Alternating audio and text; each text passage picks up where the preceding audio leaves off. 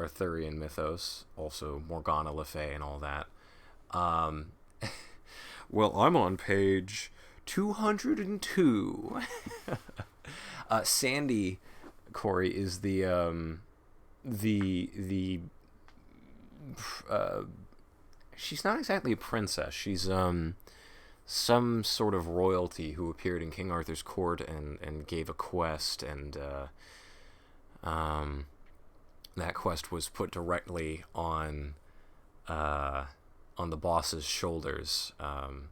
She's got a much longer name, but the book shortens it to Sandy, and so I operate with that name. Yes, I am. I am absolutely a smartass. 394. So that quest itself, just as a refresher, was to find a castle full of a couple dozen princesses and other female members of royalty. And the castle itself was guarded by at least one giant, but maybe more. But anyhow, so they come across the castle of Morgana, or Morgan Le Fay, and it is fairly heartrending, at least for me anyways, because it is a very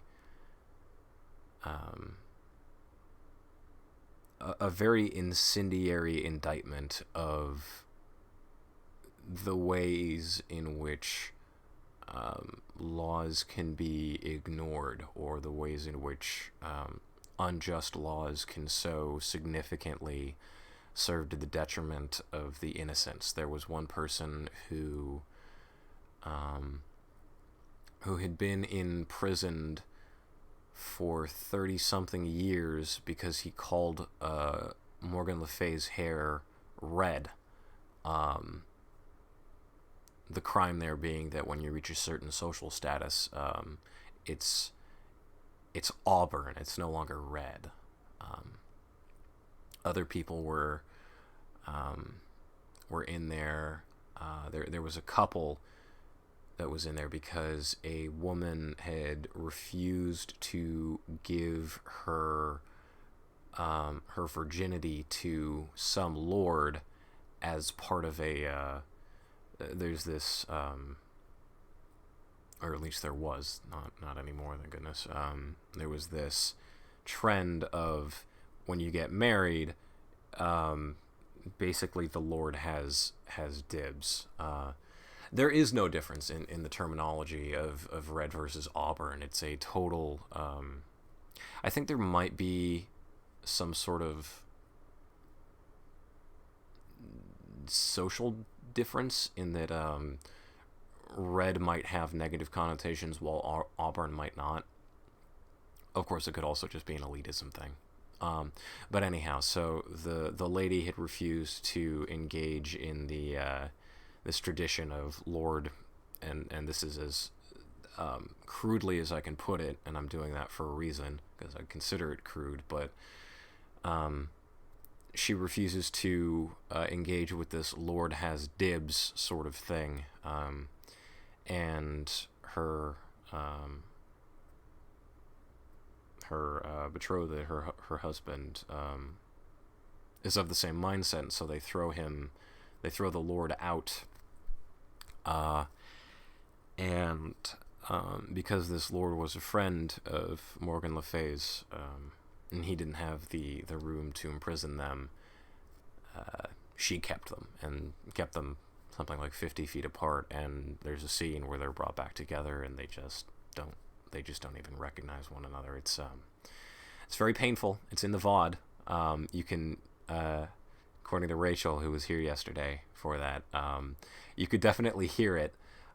You could hear it in my voice. Yeah, they really do.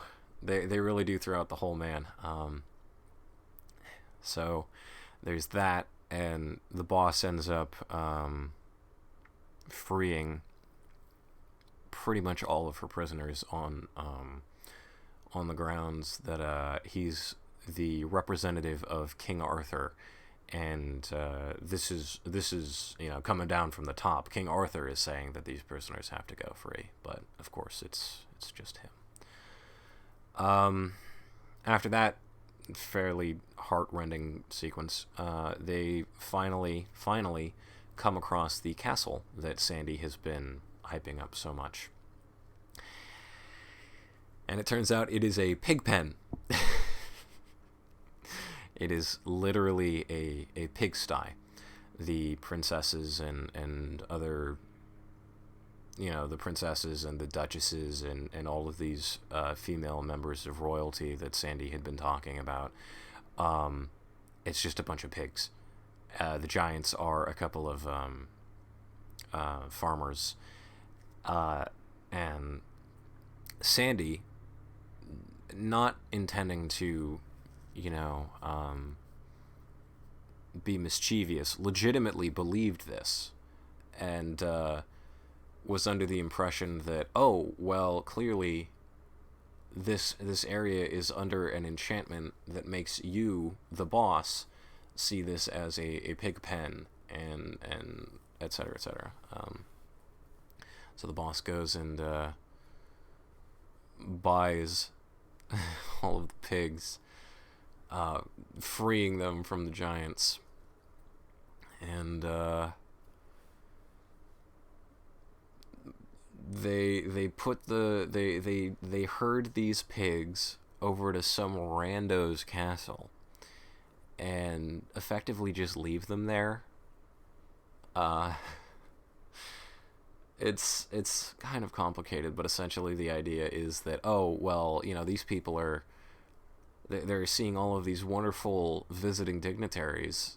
Of course they're going to keep them here, and, we don't have to worry about sending them back home. Their friends will come and get them by and by. The boss is like, okay, well, I'm going back to Camelot, and this was covered earlier, but essentially, if you are in the position of the boss where you have someone like Sandy traveling with you, you literally can't get rid of her unless you are beaten in a duel. And the woman is effectively taken as a sign of that victory. But of course, this is the boss. Nobody's going to really challenge him if they know who he is. So he can't exactly hand her off to anybody. Yeah. Very much so. It's like a white elephant gift that insists on being yours. It's hysterical. But, all things considered, Sandy's pretty great. But that is as much of a recap as I'm willing to give. I've already spent far too much time on this. I have quotas to meet. I do just want to say I'm looking at my audio right now, and I've been stretching out into the red. If I'm a little too loud, let me know. Yes, exactly right, Snowball. Yeah, if I'm a little too loud, let me know. I can knock it back down a little bit, but yeah. All right. Oh, yeah, I guess the one last thing is the boss and Sandy. Oh, geez, okay. That's very quiet then. Urgh. This is what I'm talking about. I feel like I'm a little too quiet. Okay, all right. It's fine. I'm not going to worry about it. One last important element of recap is that there's this important mystical fountain that hello. You missed the recap. I'm very sorry. You're gonna get the most recent stuff, the most important stuff, but that's it. So the boss and Sandy are two protagonists for the time being. They're just sort of wandering the countryside, slowly but surely making their way back to Camelot. They run across this group of pilgrims. That's it. They come across this group of pilgrims who are making their way to this thing called the Holy Fountain. As they get very close, they find out that it has seemingly run dry, which hasn't happened in several hundred years, and Merlin is over there, claiming that he's going to be showing up the boss, and that he'll be able to get the water flowing again. The boss sent somebody back to Camelot with a note for his right-hand man to send over some mysterious objects which will presumably aid in the the recovery of the fountain. But that is exactly where we are. And without any further ado, because like I said, I have quotas to meet, we're gonna get started. Chapter 22, The Holy Fountain. The pilgrims were human beings, otherwise they would have acted differently. They had come a long and difficult journey, and now, when the journey was nearly finished, and they learned that the main thing they had come for had ceased to exist, they didn't do as horses or cats or angleworms would probably have done, turn back and get at something profitable. No, anxious as they had before been to see the miraculous fountain, they were as much as 40 times as anxious now to see the place where it had used to be. There is no accounting for human beings. We made good time, and a couple of hours before sunset we stood upon the high confines of the Valley of Holiness, and our eyes swept it from end to end and noted its features, that is, its large features. These were the 3 masses of buildings. They were distant and isolated temporalities shrunk into toy constructions in the lonely waste of what seemed a desert. And was. Such a scene is always mournful. It is so impressively still, and looks so steeped in death. But there was a sound here which interrupted the stillness only to add to its mournfulness. This was the faint, far sound of tolling bells, which floated fitfully to us on the passing breeze, and so faintly, so softly, that we hardly knew whether we heard it with our ears or with our spirits. We reached the monastery before dark, and there the males were given lodging, but the women were sent over to the nunnery. The bells were close at hand now, and their solemn booming smote upon the ear like a message of doom. A superstitious despair possessed the heart of every monk, and published itself in his ghastly face. Everywhere these black-robed, soft-sandaled, tallow-visaged specters appeared, flitted about, and disappeared, noiseless as the creatures of a troubled dream, and as uncanny. The old abbot's joy to see me was pathetic, even to tears, but he did the shedding himself. He said, "Delay not, son, but get to thy saving work, and we bring not the water back again, and soon we are ruined, and the good work of 200 years must end. And see thou do it with enchantments that be holy, for the church will not endure that work in her cause be done by devil's magic. When I work, father, be sure that there will be no devil's work connected with it. I shall use no arts that come of the devil, and no elements not created by the hand of God. But is Merlin working strictly on pious lines?" "Ah, he said he would, my son, he said he would, and took oath to make his promise good." "Well, in that case, let him proceed." "But surely you will not sit idle by, but help." "It will not answer to mix methods, father. Neither would it be professional courtesy. Two of a trade must not underbid each other. We might as well cut rates and be done with it. It would arrive at that in the end. Merlin has the contract. No other magician can touch it till he throws it up." "But I will take it from him. It is a terrible emergency, and the act is thereby justified. And if it were not so, who will give the law to the church? The church giveth law to all, and what she wills to do, that she may do, hurt whom it may. I will take it from him. You shall begin upon the moment." "It may not be, father. No doubt, as you say, where power is supreme, one can do as one likes and suffer no injury, but we poor magicians are not so situated. Merlin is a very good magician in a small way, and has quite a neat provincial reputation. He's struggling along, doing the best he can, and it would not be etiquette for me to take his job until he himself abandons it." The abbot's face lighted.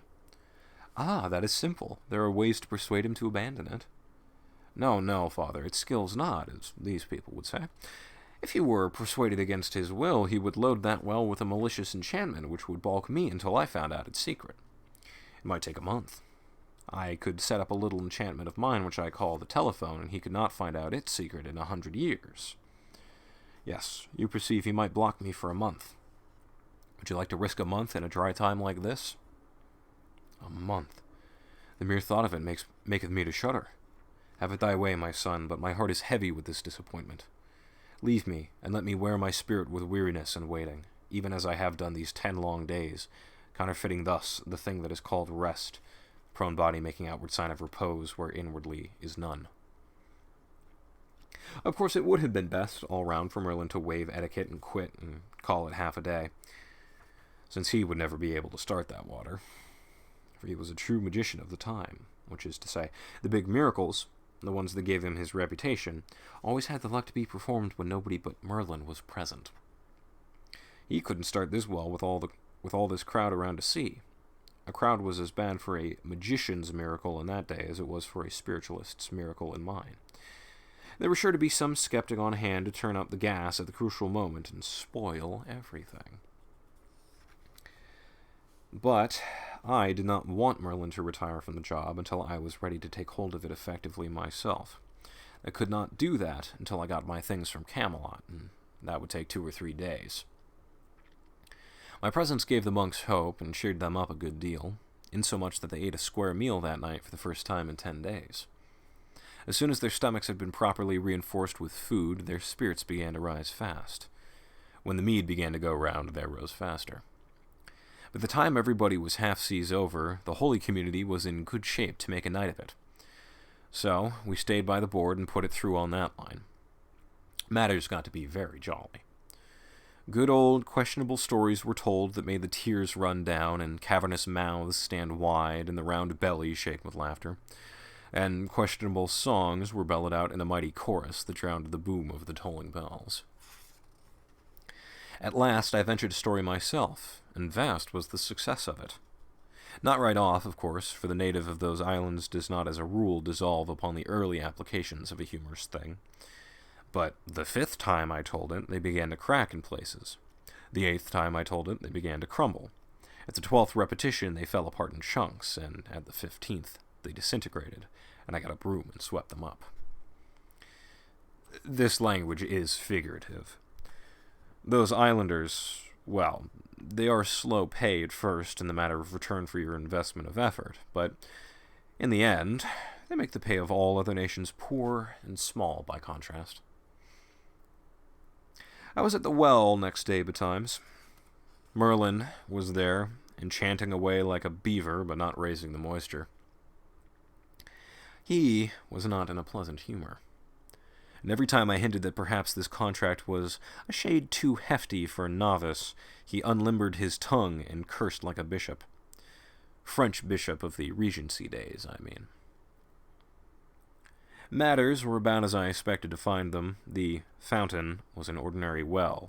It had been dug in the ordinary way and stoned up in the ordinary way. There was no miracle about it. Even the lie that had created its reputation was not miraculous. I could have told it myself, with one hand tied behind me. The well was in a dark chamber, which stood in the center of a cut stone chapel, whose walls were hung with pious pictures of a workmanship that would have made a chromo feel good. Pictures historically commemorative of curative miracles which had been achieved by the waters when nobody was looking. That is, nobody but angels. They are always on deck when there is a miracle to the fore, so as to get put in the picture, perhaps.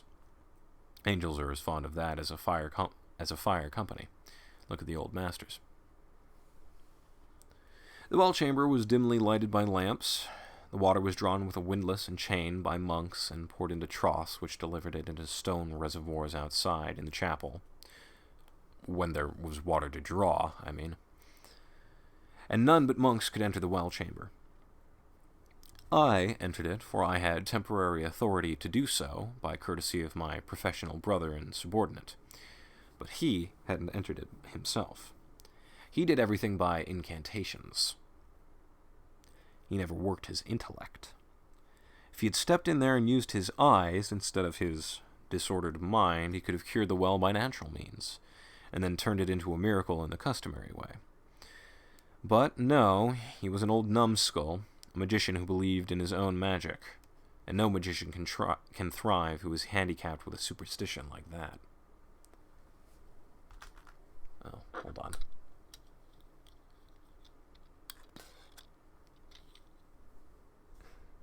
Sorry, I seem to have received something. Oh.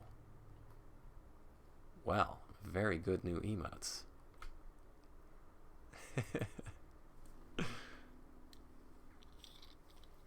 Let's see.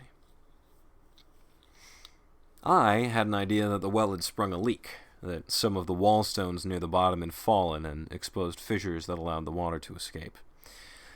I measured the chain, 98 feet.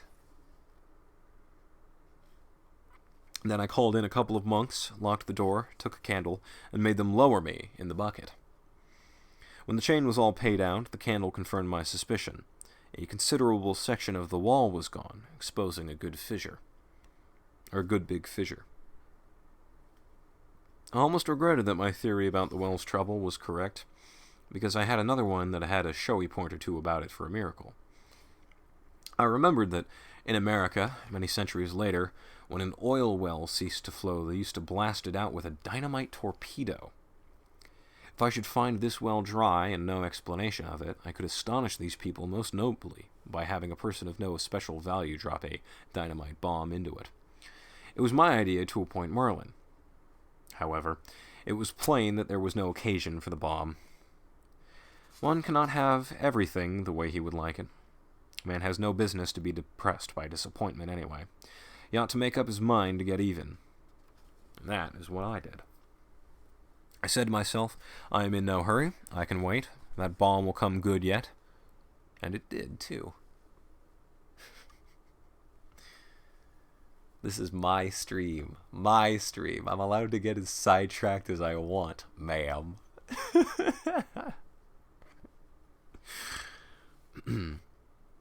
When I was above ground again, I turned out the monks and let down a fish line. The well was 150 feet deep, and there was 41 feet of water in it. I called a monk and asked, "How deep is the well?" "That, sir, I wit not," having never been told. "How does the water usually stand in it?" "Near to the top these 2 centuries, as the testimony goeth, brought down to us through our predecessors." It was true, as to recent times at least, for there was witness to it, and better witness than a monk. Only about 20 or 30 feet of the chain showed wear and use. The rest of it was unworn and rusty. What had happened when the well gave out that other time? Without doubt, some practical person had come along and mended the leak, then had come up and told the abbot he had discovered by divination that if the sinful bath were destroyed, the well would flow again. The leak had befallen again now, and these children would have prayed and processioned and tolled their bells for heavenly succor till they all dried up and blew away. No innocent of them all would ever have thought to drop a fish line into the well, or go down in it and find out what was really the matter. Old habit of mind is one of the toughest things to get away from in the world. It transmits itself like physical form and feature. And for a man in those days to have had an idea that his ancestors hadn't had would have brought him under suspicion of being illegitimate. I said to the monk, "It is a difficult miracle to restore water in a dry well, but we will try if my brother Merlin fails. Brother Merlin is a very passable artist, but wholly in the parlor magic line, and he may not succeed. In fact, is not likely to succeed. But that should be nothing to his discredit. The man that can do this kind of miracle knows enough to keep hotel." Hotel? I mind not to have heard of hotel. It's what you call hostel. The man that can do this miracle can keep hostel. I can do this miracle. I shall do this miracle. Yet, I do not try to conceal from you that it is a miracle to tax the occult powers to the last strain. None knoweth that truth better than the Brotherhood, indeed, for it is of record that aforetime it was parlous difficult, and took a year. Natheless, God send you good success, and to that end will we pray. As a matter of business, it was a good idea to get the notion around that the thing was difficult. Many a small thing has been made large by the right kind of advertising. That monk was filled up with the difficulty of this enterprise, and he would fill up the others. In 2 days, the solicitude would be booming. On my way home at noon, I met Sandy. She'd been sampling the hermits. I said, I would like to do that myself. This is Wednesday. Is there a matinee? A which, please you, sir? Matinee. Do they keep open afternoons? Who? The hermits, of course. Keep open? Yes. Keep open. Isn't that plain enough? Do they knock off at noon? Knock off? Knock off. Yes, knock off. What is the matter with knock off? I never saw such a dunderhead. Can't you understand anything at all? In plain terms, do they shut up shop, draw the game, bank the fires? Shut up shop, draw... There, never mind, let it go. You make me tired. You can't seem to understand the simplest thing. I would I might please thee, sir, and it is to me dole and sorrow that I fail, albeit sith I am but a simple damsel and taught of none, being from the cradle unbaptized in these deep waters of learning that do anoint with a sovereignty him that partaketh of that most noble sacrament, investing him with reverend state to the mental eye of the humble mortal who, by bar and lack of that great consecration, seeth in his own unlearned estate but a symbol of that other sort of lack and loss which men do publish to the pitying eye with sackcloth trappings, whereon the ashes of grief do lie bepowdered and bestrewn, and so, when such shall in the darkness of his mind encounter these golden phrases of high mystery, these shut up shops, and draw the game, and bank the fires, it is but by the grace of God that he burst not for envy of the mind that can beget, and tongue that can deliver so great and mellow-sounding miracles of speech. And if there do in sheer confusion in that humbler mind, and failure to divine the meanings of these wonders, then if so be this miscomprehension is not vain, but sooth and true, wit ye well it is the very substance of worshipful, dear homage, and may not lightly be misprized, nor had been. And ye noted this complexion of my mood and mind, and understood that I could not, and that I could not, I might not, nor yet, nor might, nor could, nor might not, nor could not, might be by advantage turned to the desired kindness, and your charity forgive it, good my master and most dear lord.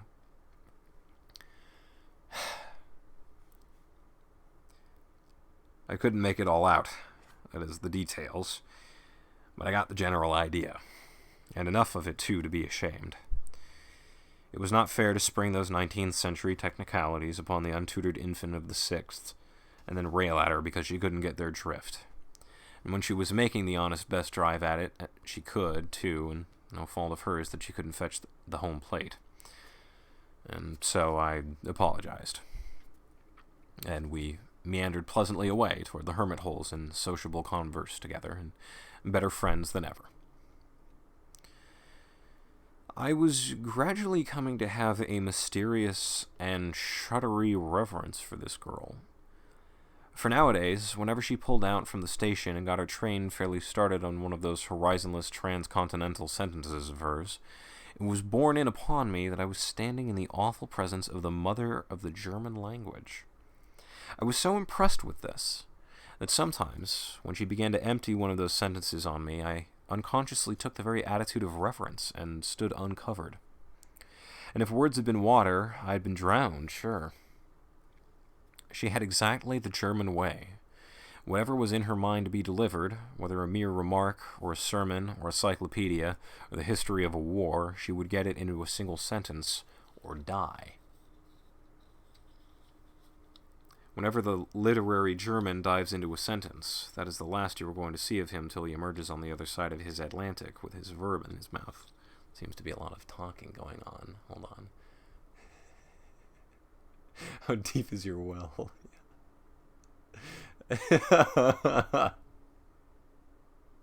Yeah, mother of the German language, Corey. Yeah, Snowball. Good old Sandy sections are just one long run-on sentence. Let's see. We drifted from hermit to hermit all the afternoon. It was a most strange menagerie. The chief emulation among them seemed to be to see which could manage to be the uncleanest and most prosperous with vermin. Their manner and attitudes were the last expression of complacent self-righteousness. It was one anchorite's pride to lie naked in the mud and let the insects bite him and blister him unmolested. It was another's to lean against a rock all day long, conspicuous to the admiration of the throng of pilgrims and pray. It was another's to go naked and crawl around on all fours. It was another's to drag about with him, year in and year out, 80 pounds of iron. It was another's to never lie down when he slept, but to stand among the thorn bushes and snore when there were pilgrims around to look. A woman, who had the white hair of age and no other apparel, was black from crown to heel, with 47 years of holy abstinence from water.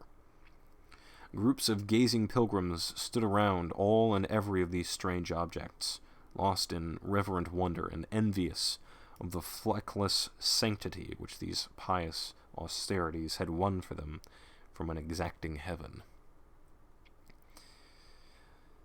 By and by, we went to see one of the supremely great ones. He was a mighty celebrity. His fame had penetrated all of Christendom. The noble and the renowned journeyed from the remotest lands on the globe to pay him reverence. His stand was in the center of the widest part of the valley, and it took all that space to hold his crowds. His stand was a pillar 60 feet high, with a broad platform on the top of it. He was now doing what he had been doing every day for 20 years up there, bowing his body ceaselessly and rapidly, almost to his feet. It was his way of praying. I timed him with a stopwatch, and he made 1,244 revolutions in 24 minutes and 46 seconds. It seemed a pity to have all this power going to waste. It was one of the most useful motions in mechanics, the pedal movement. So I made a note in my memorandum book, purposing someday to apply a system of elastic cords to him and run a sewing machine with it. I afterwards carried out that scheme and got 5 years' good service out of him, in which time he turned out upwards of 18,000 first-rate tow linen shirts, which was 10 a day. I worked him Sundays and all. He was going Sundays the same as weekdays, and it was no use to waste the power. These shirts cost me nothing but just the mere trifle for the materials. I furnished those myself. It would not have been right to make him do that, and they sold like smoke to pilgrims at $1.50 apiece, which was the price of 50 cows or a blooded racehorse in Arthurdom. They were regarded as a perfect protection against sin, and advertised as such by my knights everywhere with the paint pot and the stencil plate, insomuch that there was not a cliff or a boulder or a dead wall in England, but you could read on it at a mile. Insomuch that there was not a cliff or a boulder or a dead wall in England, but you could read on it at a mile distance, by the only genuine Saint Stylite, patronized by the nobility, patent applied for. There was more money in the business than one knew what to do with. As it extended, I brought out a line of goods suitable for kings, and a knobby thing for duchesses and that sort, with ruffles down the forehatch and the running gear chewed up with the feather stitch to leeward, and then hauled aft with a backstay and triced up with a half-turn in the standing rigging forward of the weather gaskets. Yeah, it was a daisy. But about that time, I noticed that the motive power had taken to standing on one leg. I found that there was something the matter with the other one, so I stocked the business and unloaded, taking Sir Bord de Ganay into camp financially along with certain of his friends. The work stopped within a year, and the good saying got him to rest. But he had earned it. I can say that for him. When I saw him that first time, however, his personal condition will not quite bear description here. You can read it in the Lives of the Saints. A little footnote here from the editor. All the details concerning the hermits in this chapter are from Lecky, but greatly modified. This book not being a history, but only a tale, the majority of the historian's frank details were too strong for reproduction in it.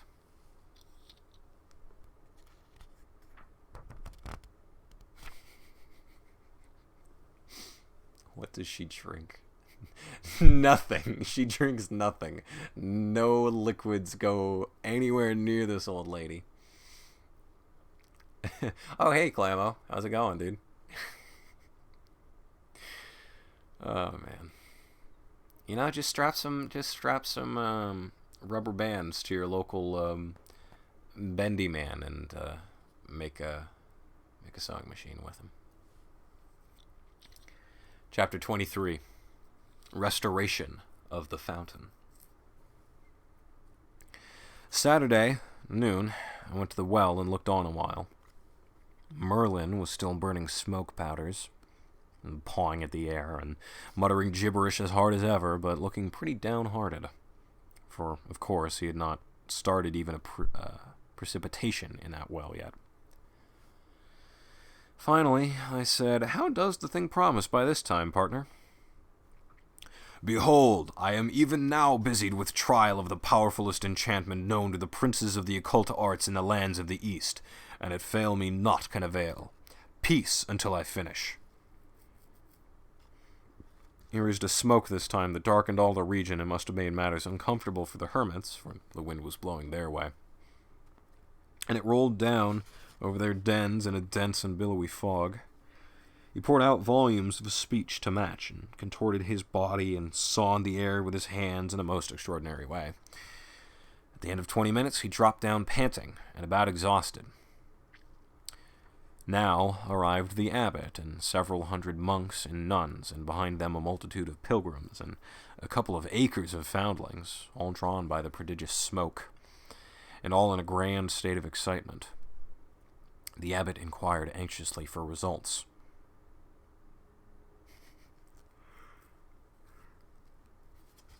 Merlin said, "If any labor of mortal might break the spell that binds these waters, this which I have but just essayed had done it. It has failed, whereby I do now know that that which I had feared is a truth established. The sign of this failure is that the most potent spirit known to the magicians of the East, and whose name none may utter and live, has laid his spell upon this well. The mortal does not breathe, nor ever will, who can penetrate the secret of that spell, and without that secret none can break it. The water will flow no more forever, good father. I have done what man could. Suffer me to go." Of course, this threw the abbot into a good deal of consternation. He turned to me with the signs of it in his face and said, "You've heard him, is it true?" Part of it is." "Not all, then, not all. What part is true?" "That the spirit with the Russian name has put his spell upon the well." "God's wounds, then we are ruined." "Possibly." "But not certainly?" "You mean not certainly?" "That is it." "Wherefore, ye also mean that when he saith none can break the spell—" "Yes, when he says that, he says what isn't necessarily true. There are conditions under which an effort to break it may have some chance, that is, some small, some trifling chance of success."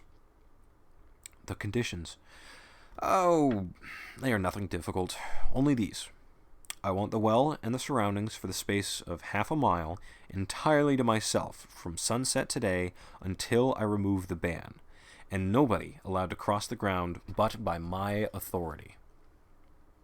"Are these all?" "Yes."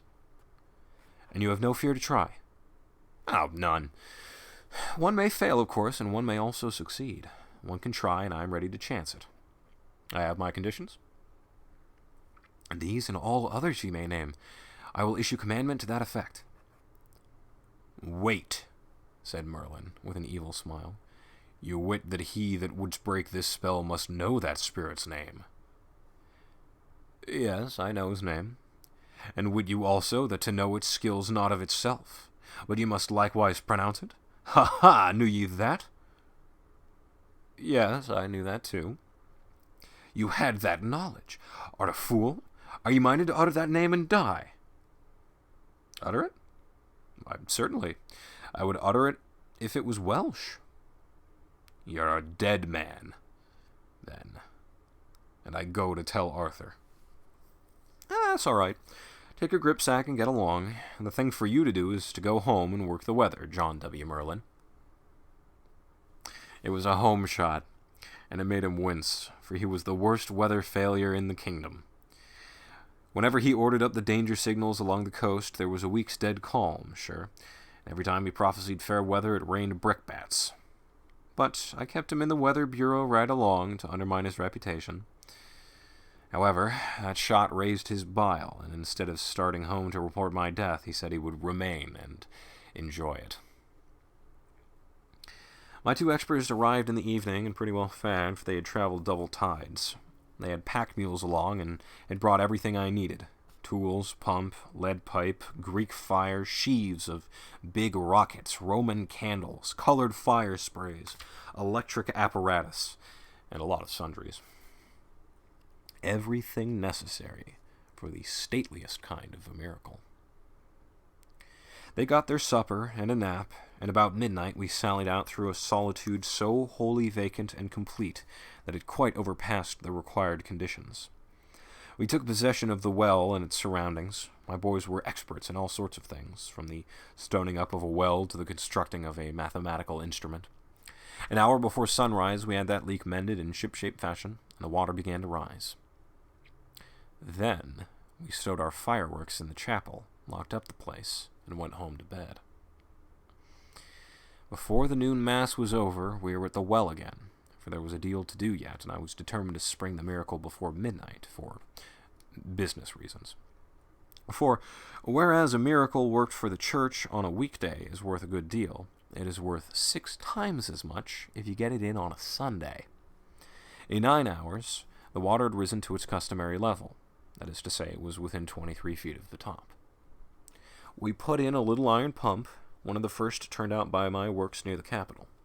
We bored into a stone reservoir, which stood against the outer wall of the well chamber, and inserted a section of lead pipe that was long enough to reach to the door of the chapel and project beyond the threshold, where the gushing water would be visible to the 250 acres of people I was intending should be present on the flat plain in front of this little holy hillock at the proper time.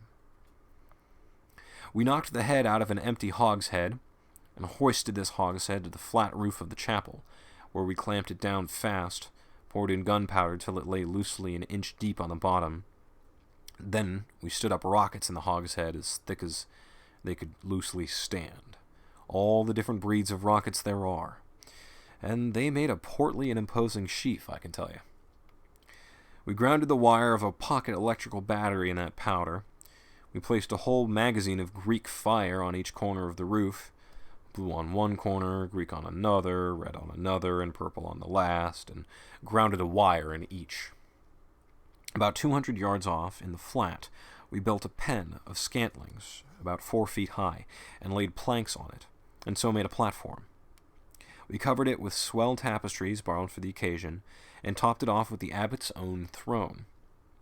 When you are going to do a miracle for an ignorant race, you want to get in every detail that will count.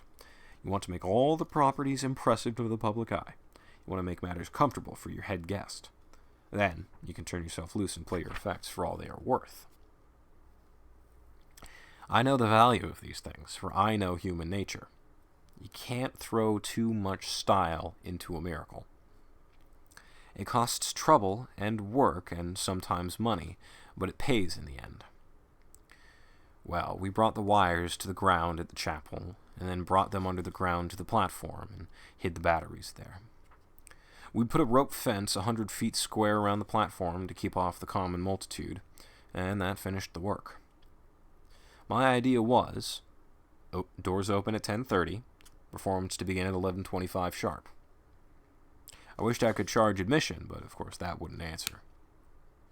I instructed my boys to be in the chapel as early as 10 before anybody was around, and be ready to man the pumps at the proper time and make the fur fly. Then we went home to supper. The news of the disaster to the well had traveled far by this time, and now, for 2 or 3 days, a steady avalanche of people had been pouring into the valley. The lower end of the valley was become one huge camp. We should have had a good house, no question about that. Criers went the rounds early in the evening and announced the coming attempt, which put every pulse up to fever heat. They gave notice that the abbot and his official suite would move in state and occupy the platform at 10:30, up to which time all the region which was under my ban must be clear. The bells would then cease from tolling, and this sign should be permission to the multitudes to close in, to take their places. I was at the platform, all ready to do the honors, when the abbot's solemn procession hove in sight, which it did not do till it was nearly to the rope fence, because it was a starless black night and no torches permitted. With it came Merlin, and took a front seat on the platform. He was as good as his word, for once. One could not see the multitudes banked together beyond the ban, but they were there just the same. The moment the bells stopped, those banked masses broke and poured over the line like a vast black wave, and for as much as a half hour continued to flow. And then it solidified itself. You could have walked upon a pavement of human heads to, well, miles. We had a solemn stage wait now for about 20 minutes, thing I had counted on for effect. It is always good to let your audience have a chance to work up its expectancy. At length, out of the silence, a noble Latin chant, men's voices, broke and swelled up and rolled away into the night, a majestic tide of melody. I had put that up too, and it was one of the best effects I ever invented. When it was finished, I stood up on the platform and extended my hands abroad for 2 minutes with my face uplifted. That always produces a dead hush. And then slowly pronounced this ghastly word with a kind of awfulness which caused hundreds to tremble and many women to faint.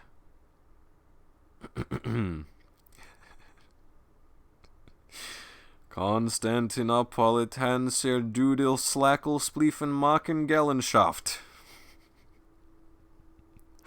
Just as I was moaning out the closing hunks of that word, I touched off one of my electric connections, and all that murky world of people stood revealed in hideous blue glare.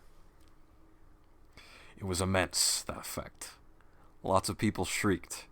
Women curled up and quit in every direction. Foundlings collapsed by platoons. The abbot and the monks crossed themselves nimbly, and their lips fluttered with agitated prayers. Merlin held his grip, but he was astonished clear down to his corns. He had never seen anything to begin with that before. Now was the time to pile in the effects. I lifted my hands and groaned out this word, as it were in agony. Nihilus tendi namid heater kagen spregen guden saven hatten furken suken ugen. And turned on the red fire. You should have heard that Atlantic of people moan and howl when that crimson hell joined the blue. After 60 seconds, I shouted, Transvaal Truppen Toppen Sporten Trappen Thiepen Tlerpen Cleffen Froggen Trogen Strogen Tregodi, and lit up the green fire. After waiting only 40 seconds this time, I spread my arms abroad and thundered out the devastating syllables of this word of words. Mecca Musel Manin Mossen Menin Makin Modin Morin Mutton Marmin Mormon Moomin Motten Muddenmocker. And whirled on the purple glare. There they were, all four going at once, red, blue, green, purple.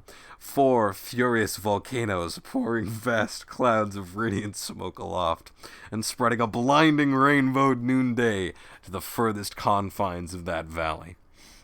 In the distance, one could see that fellow on the pillar standing rigid against the background of the sky. His seesaw stopped for the first time in 20 years. I knew the boys were at the pump now and ready. So I said to the abbot, "The time has come, Father.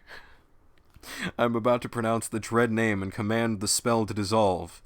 You want to brace up and take hold of something." Then I shouted to the people, "Behold, in another minute the spell will be broken, or no mortal can break it. If it break, all will know it, for you will see the sacred water gush from the chapel door." I stood a few moments, to let the hearers have a chance to spread my announcement to those who couldn't hear, and so convey it to the furthest ranks.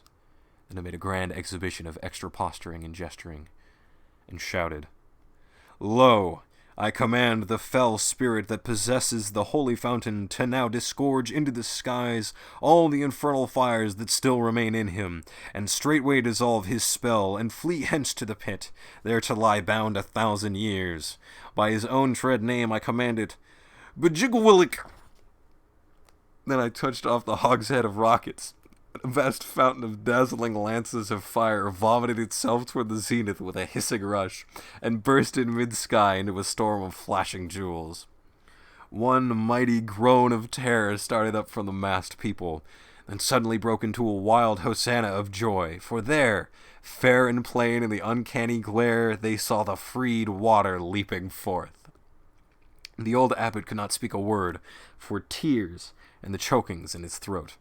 Without utterance of any sort, he folded me in his arms and mashed me. It was more eloquent than speech. And harder to get over, too, in a country where there were really no doctors that were worth a damaged nickel. You should have seen those acres of people throw themselves down in that water and kiss it. Kiss it, and pet it, and fondle it, and talk to it as if it were alive, and welcome it back with the dear names they gave their darlings, just as if it had been a friend who was long gone away and lost and was come home again. Yes, it was pretty to see, and made me think more of them than I had done before. I sent Merlin home on a shutter. He had caved in and gone down like a landslide when I pronounced that fearful name, and had never come to since. He had never heard that name before, neither had I, but to him it was the right one. Any jumble would have been the right one. He admitted afterward that the spirit's own mother could not have pronounced that name better than I did. He could not understand how I survived it. I didn't tell him. It is only young magicians that give away a secret like that. Merlin spent 3 months working enchantments to try to find out the deep trick of how to pronounce that name and outlive it. But he didn't arrive. When I started to the chapel, the populace uncovered and fell back reverently to make a wide way for me, as if I had been some kind of a superior being. And I was aware of that.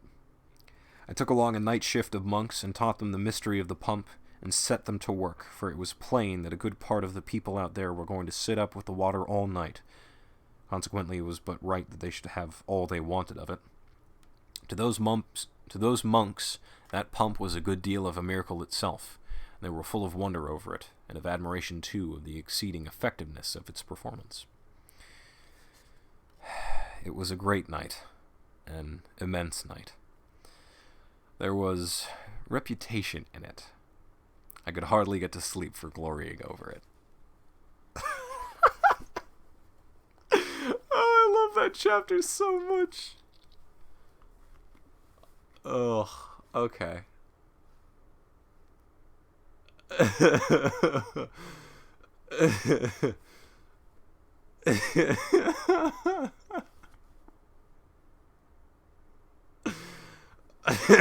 No, you don't. You don't need to have no 911 call necessary. I do want to say though, one of my absolute most favorite touches of this book is those gobbledygook magic words are written in a script exceptionally similar to the King Arthur's court half of this image, and everything else is written far closer to the A Connecticut Yankee half. That was not something that I even remembered when I was designing this very simplistic little thing, but I am so happy that I did.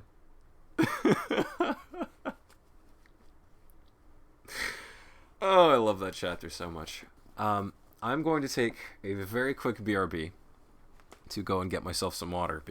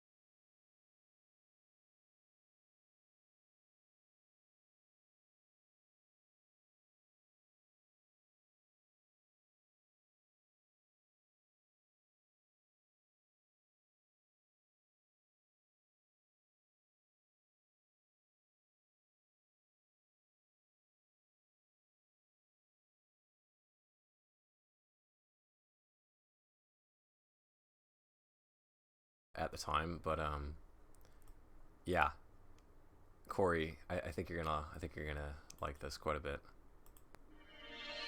Ah! Schnipp, schnapp! Ah! Ah! Da, ja! Ich bin Schnappi, das Krokodil! Ha! Komm aus Ägypten, direkt am Nil! Ja! Und Schnappi ist so verletzlich! Denn wenn ich schnapp, den fresse ich! Zum Schnappen bin ich immer bereit! Schnipp, schnapp, Himmel ab! Hab mich schnappenderweise auch aus diesem Scheiß Ei befreit! Oh! Schnie, schnapp, schnappi, schnappi, schnappi, schnapp! I love funny. Oh, babadabab! Yeah. Schnie, schnapp, schnappi, schnappi, schnappi, schnapp, Beine ab! do. Oh, schnapp, Köpfe ab! Schnibbelibab, schnibbelab!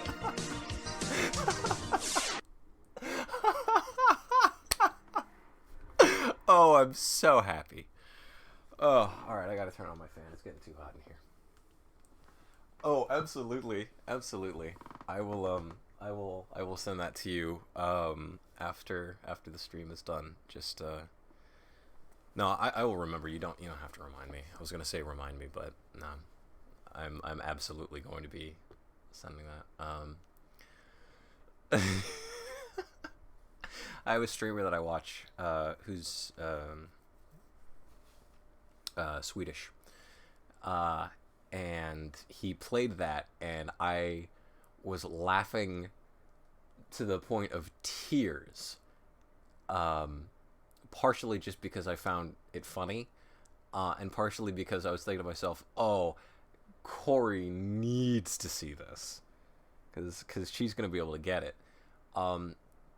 And correct me at any point if I'm wrong about this, Corey, but essentially that is a sorry, I'm just laughing at the concept of this. That's basically a really messed up version of a German children's song about about a crocodile. Yeah, that's right. I was cackling. You're right. I was. But it's a song of a German crocodile or something. But this one just has like a bunch of swearing in it or something. I don't know. I love it. I love it so much. I'm so happy to hear that, Corey. You're absolutely right, Quinn. I am a goblin, and this is the curse stuff. But we're done with that for now.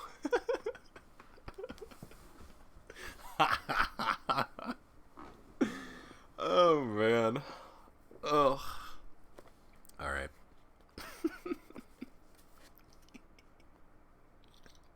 Snip, snip up, snippy snip. Oh man. Yeah, I don't know it. I did like a teeny little bit of research on this beforehand. I think that's what it is. Corey is going to be the much better source of info on this one. But it was something about a crocodile, and he lives in the Nile, and part of the song, yeah, Schnappy, yeah. All right, here we go. Enough joking around. It's time to be serious, and I'm a serious guy. Chapter 24. A rival magician.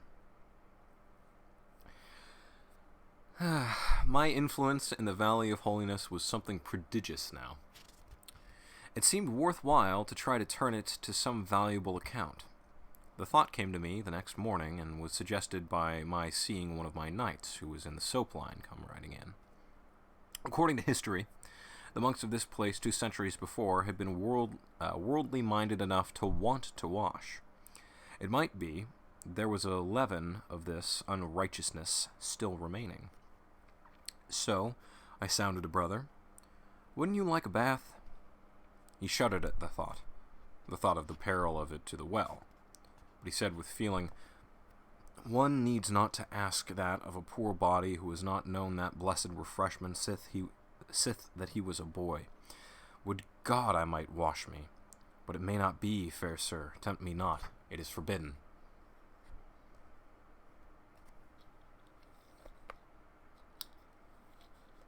And then he sighed in such a sorrowful way that I was resolved he should have at least one layer of his real estate removed, if it sized up my whole influence and bankrupted the pile. I don't appreciate being badmouthed in my own chat. I don't appreciate that. I'm a very serious man. I'm serious all the time. I hate to delay this even further, but as I was reading the last chapter, I had an image in my mind, and I'm probably gonna make it after the stream ends. Of the if I have to imagine everybody here has seen Megamind, but you know the scene near the end where he shows up in the cloud of his little robots. He's like, "You might be a villain, but you're not super." It's like, what's the difference? Presentation, you know that thing? I was thinking about trying to do that with the boss and Merlin. I know, I can't turn it off. It's terrible. It just keeps going. It's just the same way that when Sandy starts, you basically can't stop her. Once I get a thing into my mind, some kind of gremlin concept, it just won't leave. Presentation, like the fireworks going off and the insane gibberish. It's just Mark Twain did Megamind hundreds of years before Megamind.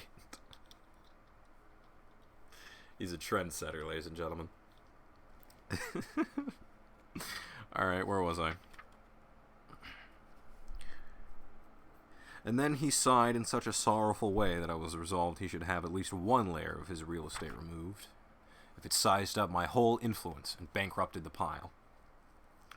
So, I went to the abbot and asked for a permit for this brother. He blenched at the idea. I don't mean that you could see him blench, for of course you couldn't see him. You couldn't see it without you scraped him. I didn't care enough about it to scrape him, but I knew the blench was there just the same, and within a book cover's thickness of the surface, too. Blenched and trembled. He said, "Ah, son, ask aught else thou wilt, and it is thine, and freely granted out of a grateful heart. But this, oh, this, would you drive away the blessed water again?" "No, father, I will not drive it away. I have mysterious knowledge, which teaches me that there was an error that other time, when it was thought the institution of the bath banished the fountain." A large interest began to show up in the old man's face. "My knowledge informs me that the bath was innocent of that misfortune, which was caused by quite another sort of sin." "These are brave words, but right welcome if they be true." "They are true indeed. Let me build the bath again, father. Let me build it again, and the fountain shall flow forever." "You promise this? You promise it? Say the word. Say you promise it." "I do promise it." "Then I will have the first bath myself. Go, get you to your work. Tarry not, but go." I and my boys were at work straight off. The ruins of the old bath were there yet, in the basement of the monastery, not a stone missing. They had been left just so, all these lifetimes, and avoided with a pious fear as things accursed. In 2 days we had it all done and the water in. A spacious pool of clear, pure water that a body could swim in. It was running water, too. It came in and went out through the ancient pipes. The old abbot kept his word and was the first to try it. He went down, black and shaky, leaving the whole black community above troubled and worried and full of bodings. But he came back white and joyful, and the game was made. Another triumph scored. It was a good campaign that we made in that Valley of Holiness, and I was very well satisfied and ready to move on now, but I struck a disappointment. I caught a heavy cold, and it started up an old lurking rheumatism of mine. Of course, the rheumatism hunted up my weakest place and located itself there. This was the place where the abbot put his arms about me and mashed me, what time he was moved to testify his gratitude to me with an embrace. When I at last got out, when at last I got out, I was a shadow. But everybody was full of attentions and kindnesses, and these brought cheer back into my life, and were the right medicine to help a convalescent swiftly up toward health and strength again. So, I gained fast. Sandy was worn out with nursing, so I made up my mind to turn out and go a cruise alone, leaving her at the nunnery to rest up. My idea was to disguise myself as a freeman of peasant degree and wander through the country a week or two on foot. This would give me a chance to eat and lodge with the lowliest and poorest class of free citizens on equal terms. There was no other way to inform myself perfectly of their everyday life and the operation of the laws upon it. If I went among them as a gentleman, there would be restraints and conventionalities which would shut me out from their private joys and troubles, and I should get no further than the outside shell. One morning, I was out on a long walk to get up muscle for my trip, and had climbed the ridge which bordered the northern extremity of the valley, when I came upon an artificial opening in the face of a low precipice, and recognized it by its location as a hermitage which had often been pointed out to me from a distance, as the den of a hermit of high renown for dirt and austerity. I knew he had lately been offered a situation in the Great Sahara, where lions and sandflies made the hermit life particularly attractive and difficult, and had gone to Africa to take possession, so I thought I would look in and see how the atmosphere of this den agreed with its reputation. My surprise was great. The place was newly swept and scoured. Then there was another surprise. Back in the gloom of the cavern heard the clink of a little bell, and then this exclamation. "Hello, Central! Is this you, Camelot? Beholdest, thou mayest glad thy heart, and thou hast faith to believe the wonderful, when that it cometh in unexpected guise, and maketh itself manifest in impossible places. Here standeth in the flesh his mightiness the boss, and with thine own ears shall ye hear him speak." Now, what a radical reversal of things this was. What a jumbling together of extravagant incongruities. What a fantastic conjugation of opposites and irreconcilables. The home of the bogus miracle become the home of a real one. The den of a medieval hermit turned into a telephone office. The telephone clerk stepped into the light, and I recognized one of my young fellows. I said, "How long has this office been established here, Ulfius?" "But since midnight, fair Sir Boss, an it please you. We saw many lights in the valley, and so judged it well to make a station. For that where so many lights be needs, must they indicate a town of goodly size." "Quite right. It isn't a town in the customary sense, but it's a good stand anyway. Do you know where you are?" "Of that I have had no time to make inquiry, for when as my comradeship moved hence upon their labors, leaving me in charge, I got me to needed rest, purposing to inquire when I waked, and report the place's name to Camelot for record." "Well, this is the Valley of Holiness." It didn't take. I mean, he didn't start at the name, as I supposed he would. He merely said, "I will so report it." "Why, the surrounding regions are filled with the noise of late wonders that have happened here. You didn't hear of them?" "Ah, you will remember we move by night and avoid speech with all. We learn not but that we get by the telephone from Camelot." "Why, they know all about this thing. Haven't they told you anything about the great miracle of the restoration of a holy fountain?" "Oh, that? Indeed, yes. But the name of this valley doth woundily differ from the name of that one. Indeed, to differ wider were not possible." "What was the name of that, then?" "The Valley of Hellishness." "That explains it.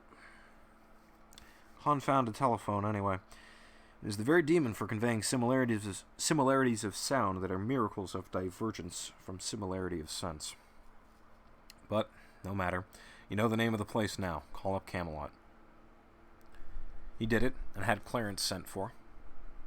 It was good to hear my boy's voice again. It was like being home. After some affectionate interchanges and some account of my late illness, I said, "What is new?" "The king and queen and many of the court do start, even in this hour, to go to your valley to pay pious homage to the waters ye have restored, and cleanse themselves of sin. See the place where the infernal spirits spouted true hell flames to the clouds. And ye listen sharply, ye may hear me wink, hear me likewise smile a smile, as it was I that made selection of those flames from out our stock and sent them by your order. Does the king know the way to this place? The king? No, nor to any other in his realms, mayhap. But the lands that help you with your miracle will be his guides and lead the way and appoint the places for rests at noons and sleeps at night. This will bring them here when? Mid-afternoon or later, the third day. Anything else in the way of news? The king hath begun the raising of the standing army suggested to him. 1 regiment is complete and officered. The mischief. I wanted a main hand in that myself. There is only 1 body of men in the kingdom that are fitted to officer a regular army. Yes, and now you will marvel to know there's not so much as 1 West Pointer in that regiment.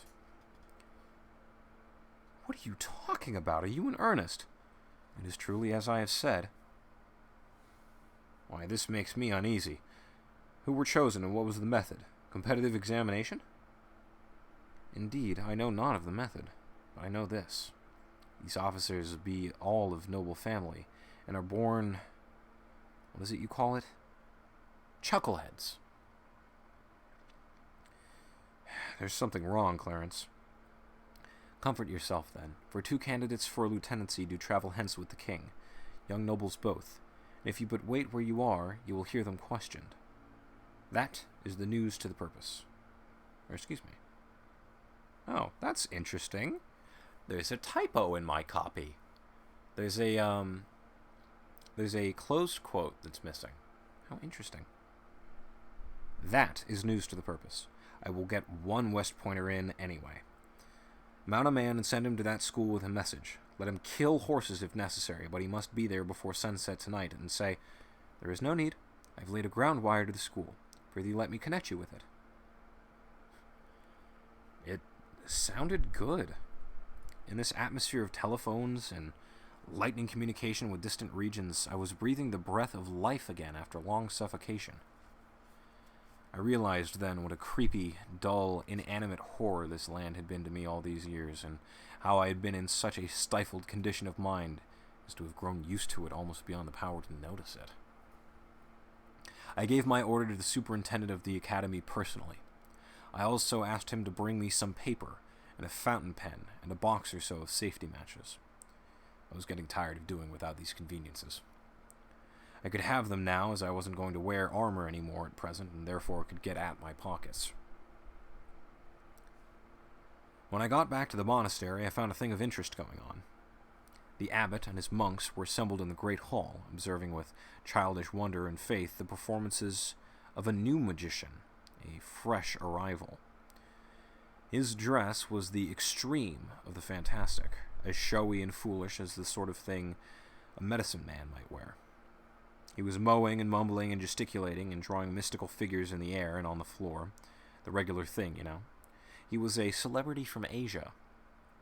So he said, and that was good enough. That sort of evidence was as good as gold and passed current everywhere. How easy and cheap it was to be a great magician on this fellow's term. His specialty was to tell you what any individual on the face of the globe was doing at the moment, what he had done at any time in the past, and what he would do at any time in the future. He asked if any would like to know what the Emperor of the East was doing now. The sparkling eyes and the delighted rubbing of hands made eloquent answer. This reverend crowd would like to know what that monarch was at just at this moment. The fraud went through some mummery and then made grave announcement. The high and mighty Emperor of the East doth at this moment put money in the palm of a holy begging friar. 1, 2, 3 pieces, and they be all of silver. A buzz of admiring exclamations broke out all around. It is marvelous! Wonderful! What study, what labor to have acquired a so amazing power as this? Would they like to know what the Supreme Lord of India was doing? Yes. He told them what the Supreme Lord of India was doing. And he told them what the Sultan of Egypt was at. Also what the King of the Remote Seas was about. And so on, and so on. And with each new marvel, the astonishment at his accuracy rose higher and higher. They thought he must surely strike an uncertain place sometime, But no, he never had to hesitate. He always knew, and always with unerring precision. I saw that if this thing went on, I should lose my supremacy. This fellow would capture my following. I should be left out in the cold.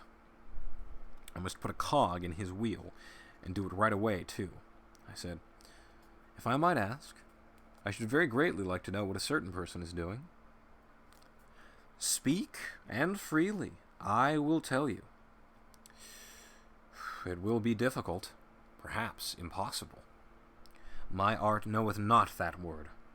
The more difficult it is, the more certainly will I reveal it to you." You see, I was working up the interest. It was getting pretty high, too. You could see that by the craning necks all around, and the half-suspended breathing. So now I climaxed it. "If you make no mistake, if you tell me truly what I want to know, I will give you 200 silver pennies. The fortune is mine. I will tell you what you would know." "Then tell me what I am doing with my right hand." There was a general gasp of surprise. It had not occurred to anybody in the crowd, that simple trick of inquiring about somebody who wasn't 10,000 miles away. The magician was hit hard. It was an emergency that had never happened in his experience before, and it corked him. He didn't know how to meet it. He looked stunned, confused. He couldn't say a word. "Come," I said. "What are you waiting for? Is it possible you can answer up right off and tell what anybody on the other side of the earth is doing, and yet can't tell what a person is doing who isn't 3 yards from you?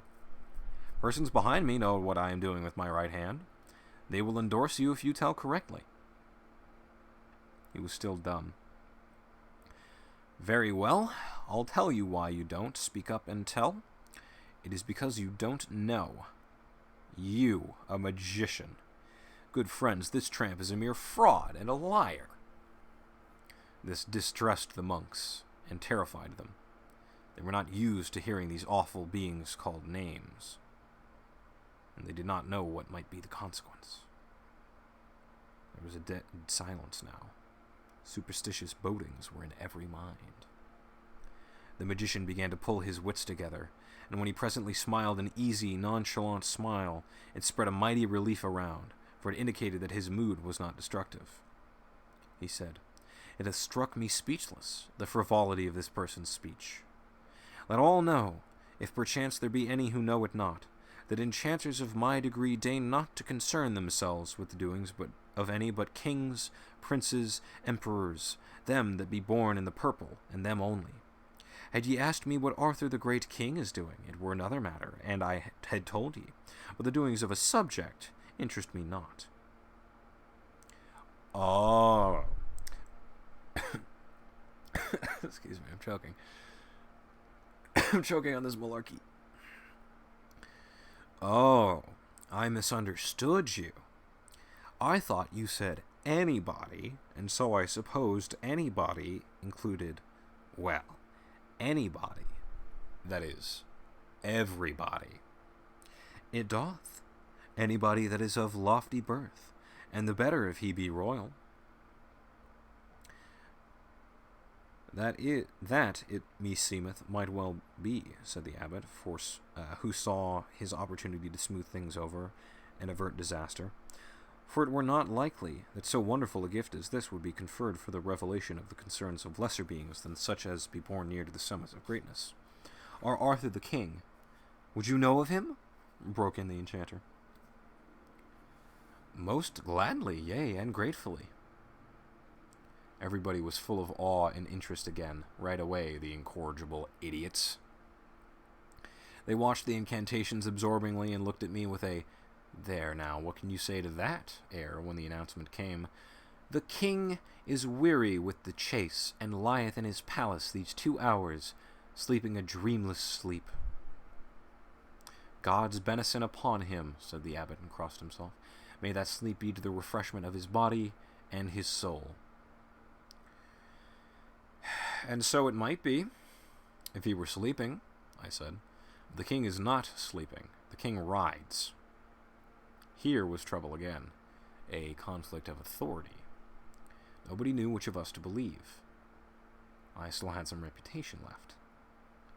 The magician's scorn was stirred, and he said, "Lo, I have seen many wonderful soothsayers and prophets and magicians in my life days, but none before that could sit idle and see to the heart of things, with never an incantation to help. You have lived in the woods, and lost much by it. I use incantations myself, as this good brotherhood are aware, but only on occasions of moment. When it comes to sarcasming, I reckon I know how to keep my end up." That jab made this fellow squirm. The abbot inquired after the queen in the court and got this information. "They be all on sleep, being overcome by fatigue, like as to the king." I said, "That is merely another lie. Half of them are about their amusements, the queen and the other half are not sleeping, they ride. Now perhaps you can spread yourself a little, and tell us where the king and queen and all that are this moment riding with them are going." "They sleep now, as I said, but on the morrow they will ride, for they go a journey toward the sea." "And where will they be the day after tomorrow at vespers?" "Far to the north of Camelot, and half their journey will be done." "That is another lie, by the space of 150 miles. Their journey will not be merely half done, it will be all done, and they will be here in this valley." That was a noble shot. It set the abbot and the monks in a whirl of excitement, and it rocked the enchanter to his base. I followed the thing up. "If the king does not arrive, I will have myself ridden on a rail. If he does, I will ride you on a rail instead." The next day, I went up to the telephone office and found that the king had passed through 2 towns that were on the line. I spotted his progress on the succeeding day in the same way. I kept these matters to myself. The 3rd day's report showed that if he kept up his gait, he would arrive by 4 in the afternoon. There was still no sign anywhere of interest in his coming. There seemed to be no preparations making to receive him in state. A strange thing, truly. Only one thing could explain this. That other magician had been cutting under me, sure. This was true. I asked a friend of mine, a monk, about it, and he said yes, the magician had tried some further enchantments and found out that the court had concluded to make no journey at all, but stay at home. Think of that. Observe how much a reputation was worth in such a country.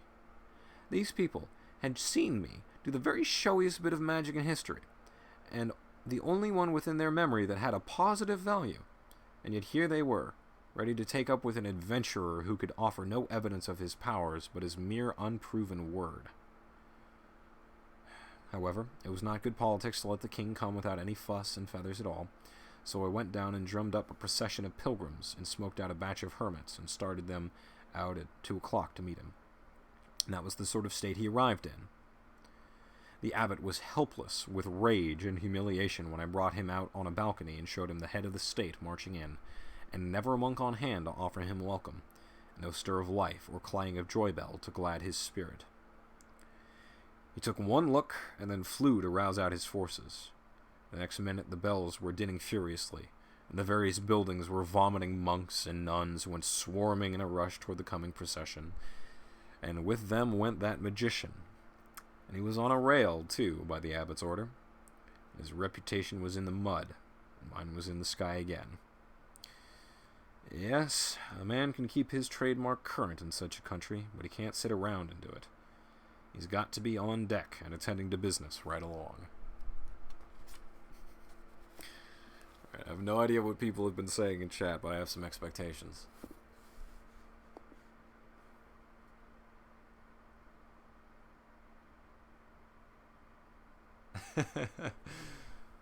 Oh. See, I was surprised. I thought for sure people were going to be calling the boss a big old hypocrite because he, he's not a magician either. Basically, what's going on is some fraud who claimed that he could see what anybody in the world was doing at any time couldn't see what the boss was doing with his right hand because it was behind his back.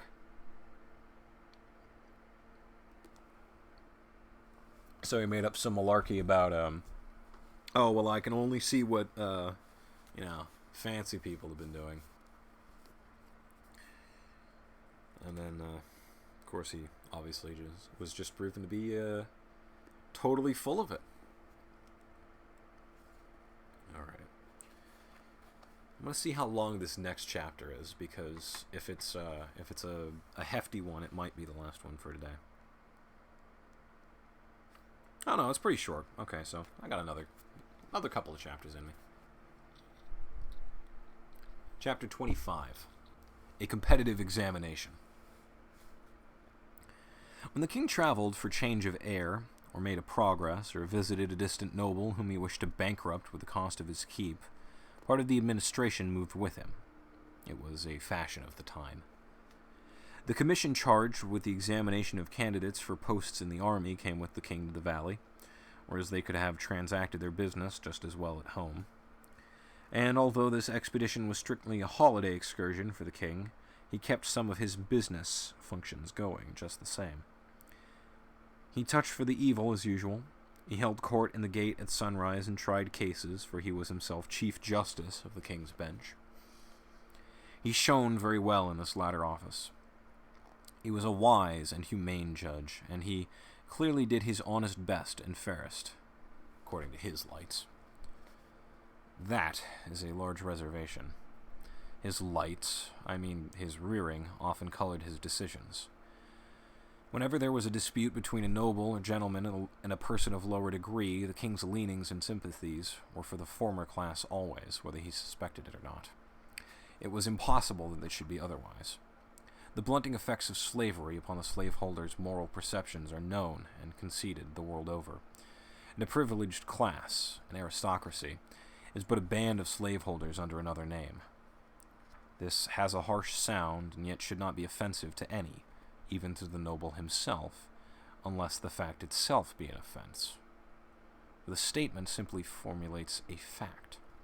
The repulsive feature of slavery is the thing, not its name. One needs but to hear an aristocrat speak of the classes that are below him to recognize, and in but indifferently modified measure, the very air and tone of the actual slaveholder. And behind these are the slaveholder's spirit, the slaveholder's blunted feeling. They are the result of the same cause in both cases, the possessor's old and inbred custom of regarding himself as a superior being. The king's judgments wrought frequent injustices, but it was merely the fault of his training, his natural and unalterable sympathies. He was as unfitted for a judgeship as would be the average mother for the position of milk distributor to starving children in famine time. Her own children would fare a shade better than the rest. One very curious case came before the king. A young girl, an orphan, who had a considerable estate, married a fine fellow who had nothing. The girl's property was within a... I don't know that one. Hold on. I'm very pleased with the fact that I've only had to do this twice now, but I need to consult the ever-powerful Google pronunciation guides for a word. That's the thing about older books. Sometimes you hit words you just don't know. Let's see. I have a suspicion.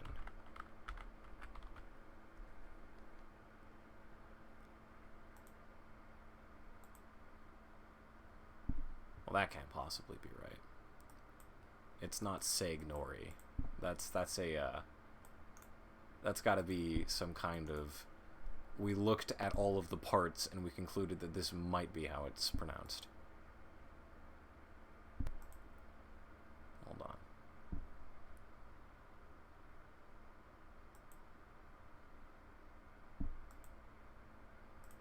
Come on, Merriam-Webster, don't do this. Seigneury. Okay, yeah. That makes a lot of sense to my mind. Seigneury. It is spelled S-E-I-G-N-O-R-Y. Seigneury. It is lordship or dominion, or more specifically the power or authority of a feudal lord. Seigneury. I feel like I'm in a spelling bee all of a sudden. Alright, moving on. Seigneury. The girl's property was within a seigneury held by the church. The bishop of the diocese, an arrogant scion of the great nobility, claimed the girl's estate on the ground that she had married privately and thus had cheated the church out of one of its rights as lord of the seigneury, the one heretofore referred to as le droit du seigneur. The penalty of refusal or avoidance was confiscation. The girl's defense was that the lordship of the seigneury was vested in the bishop, and the particular right here involved was not transferable, but must be exercised by the lord himself or stand vacated, and that an older law of the church itself strictly barred the bishop from exercising it. It was a very odd case indeed. It reminded me of something I had read in my youth about the ingenious way in which the aldermen of London raised the money that built the Mansion House. A person who had not taken the sacrament, according to the Anglican rite, could not stand as a candidate for Sheriff of London. Thus, dissenters were ineligible. They could not run if asked. They could not serve if elected. The aldermen, who without any question were Yankees in disguise, hit upon this neat device.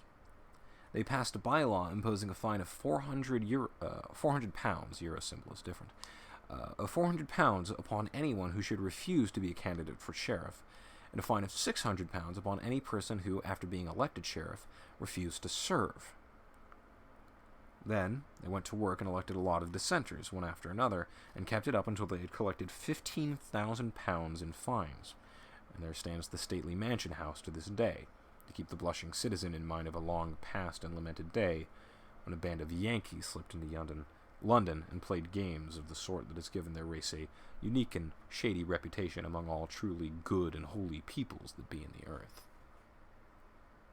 The girl's case seemed strong to me. The bishop's case was just as strong.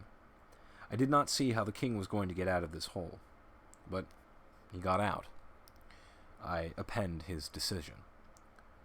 Truly, I find small difficulty here, the matter being even a child's affair for simpleness.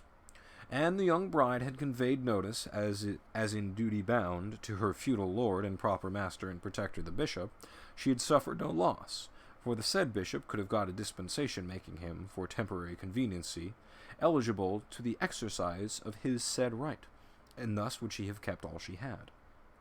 Whereas, failing in her first duty, she hath by that failure failed in all, for whoso, clinging to a rope, severeth it above his hands, must fall. It being no defence to claim that the rest of the rope is sound, neither any deliverance from his peril, as he shall find. Party, the woman's case is rotten at the source. It is the decree of the court that she forfeit to the said Lord Bishop all her goods, even to the last farthing that she doth possess, and be thereto mulcted in the costs. Next. Here was a tragic end to a beautiful honeymoon not yet 3 months old. Poor young creatures. They lived these 3 months lapped to the lips in worldly comforts. These clothes and trinkets they were wearing were as fine and dainty as the shrewdest stretch of the sumptuary laws allowed to people of their degree. And in these pretty colors, she crying on his shoulder and he trying to comfort her with hopeful words set to the music of despair, they went from the judgment seat out into the world homeless, bedless, breadless. Why, the very beggars by the roadsides were not so poor as they. Well, the king was out of the hole, and on terms satisfactory to the church and the rest of the aristocracy, no doubt. Men write many fine and plausible arguments in support of monarchy, but the fact remains that where every man in a state has a voice, brutal laws are impossible. Arthur's people were of course poor material for a republic, because they had been debased so long by monarchy, and yet even they would have been intelligent enough to make short work of that law which the king had just been administering if it had been submitted to their full and free vote. There is a phrase which has grown so common in the world's mouth that it has come to seem to have sense and meaning. The sense and meaning implied when it is used, that is, the phrase which refers to this or that or the other nation as possibly being capable of self-government. And the implied sense of it is that there has been a nation somewhere, sometime or other, which wasn't capable of it. Wasn't able to govern itself as some self-appointed specialists were or would be to govern it. The masterminds of all nations in all ages have sprung an affluent multitude from the mass of the nation, and from the mass of the nation only, not from its privileged classes. And so, no matter what the nation's intellectual grade was, whether high or low, the bulk of its ability was in the long ranks of its nameless and its poor, so it never saw the day that it had not the material in abundance whereby to govern itself. Which is to assert an always proven fact, an always self-proven fact, that even the best governed and most free and most enlightened monarchy is still behind the best condition attainable by its people, and that the same is true of kindred governments of lower grades, all the way down to the lowest. King Arthur had hurried up in the army business altogether beyond my calculations. I had not supposed he would move in the matter while I was away, and so I had not mapped out a scheme for determining the merits of officers. I'd only remarked that it would be wise to submit every candidate to a sharp and searching examination, and privately I meant to put together a list of military qualifications that nobody could answer but my West Pointers. That ought to have been attended to before I left, for the king was so taken with the idea of a standing army that he couldn't wait but must get about it at once, and get up as good a scheme of examination as he could invent out of his own head. I was impatient to see what this was, and to show, too, how much more admirable was the one which I should display to the examining board. I intimated this, gently, to the king, and it fired his curiosity. When the board was assembled, I followed him in, and behind us came the candidates. One of these candidates was a bright young West Pointer of mine, and with him were a couple of my West Point professors. When I saw the board, I did not know whether to laugh or to cry. The head of it was the officer known to later centuries as Norroy King-at-Arms. The two other members were chiefs of bureau in his department, and all three were priests, of course. All officials who had to know how to read and write were priests. My candidate was called first, out of curiosity to me, and the head of the board opened on him with official solemnity. Name: Malise. Son of Webster. Webster.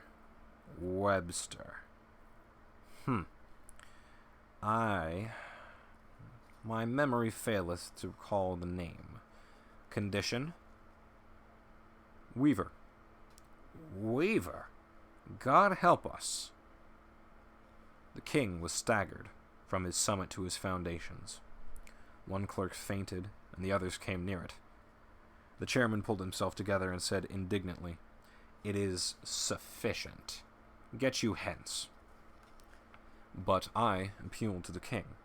I begged that my candidate might be examined. The king was willing, but the board, who were all well-born folk, implored the king to spare them the indignity of examining the weaver's son.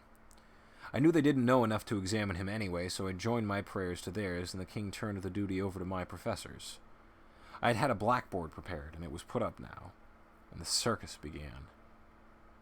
It was beautiful to hear the lad lay out the science of war, and wallow in details of battle and siege, of supply, transportation, mining and countermining, grand tactics, big strategy and little strategy, signal service, infantry, cavalry, artillery, and all about siege guns, field guns, Gatling guns, rifled guns, smooth bores, musket practice, revolver practice, and not a solitary word of it all could these catfish make head or tail of. You understand? It was handsome to see him chalk off mathematical nightmares on the board that would stump the angels themselves, and do it like nothing, too. All about eclipses, and comets, and solstices, and constellations, and mean time, and sidereal time, and dinner time, and bedtime, and every other imaginable thing above the clouds or under them that you could harry or bully rag an enemy with and make him wish he hadn't come. When the boy made his military salute and stood aside at last, I was proud enough to hug him. All those other people were so dazed they looked partly petrified, partly drunk, and wholly caught out and snowed under. I judged that the cake was ours, and by a large majority. Education is a great thing. This was the same youth who had come to West Point so ignorant that when I asked him if a general officer should have a horse shot under him on the field of battle, what ought he to do?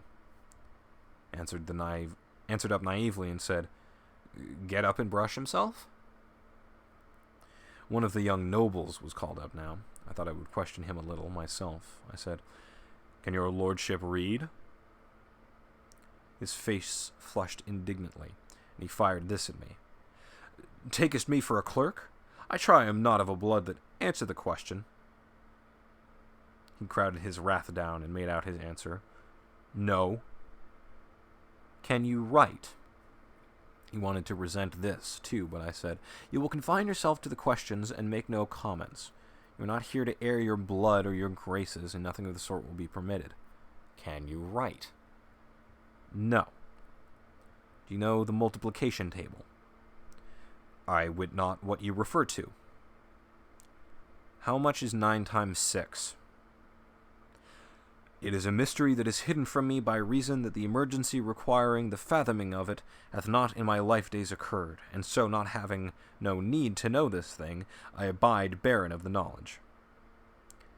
"If A trade barrel of onions to B, worth 2 pence the bushel, in exchange for a sheep worth 4 pence, and a dog worth a penny, and C kill the dog before delivery, because bitten by the same, who mistook him for D, what sum is still due to A from B, and which party pays for the dog, C or D, and who gets the money?